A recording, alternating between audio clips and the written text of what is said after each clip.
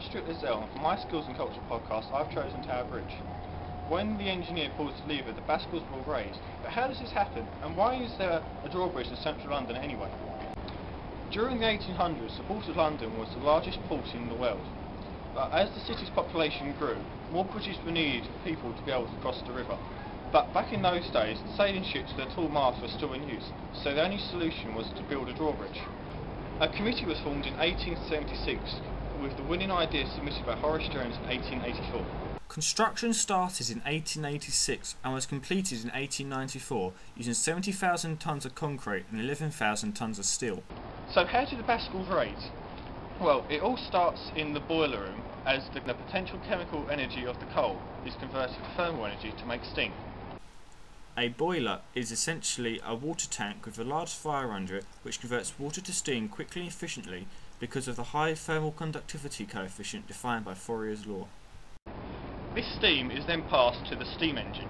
In diagram 1, the hot steam, shown in red, enters the cylinder and will expand because of the pressure differences of the cylinder to the boiler. This is denoted by Boyle's law that the initial pressure multiplied by the initial volume equals the final pressure multiplied by the final volume. In diagram 2, as the steam is expanding, it pushes on the cylinder head which moves the crank arm.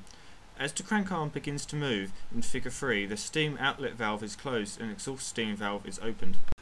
In figure 4, both valves are shut, but the crank arm continues to move because of the hot steam still expanding in the cylinder and the momentum of the crankshaft.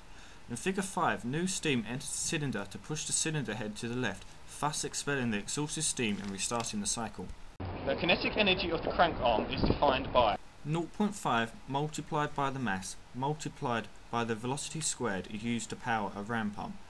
A ram pump works by the crank arm compressing water, which closes the waste valve, redirecting the water to the accumulator.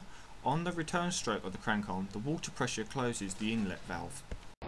The accumulator is basically a large storage tank where water is stored at 750 psi, waiting to be used to drive the reaction turbine. The turbine works by the high pressure of the water hitting the turbine blades, making them rotate. This rotation drives a series of gears which opens the bascles of the bridge.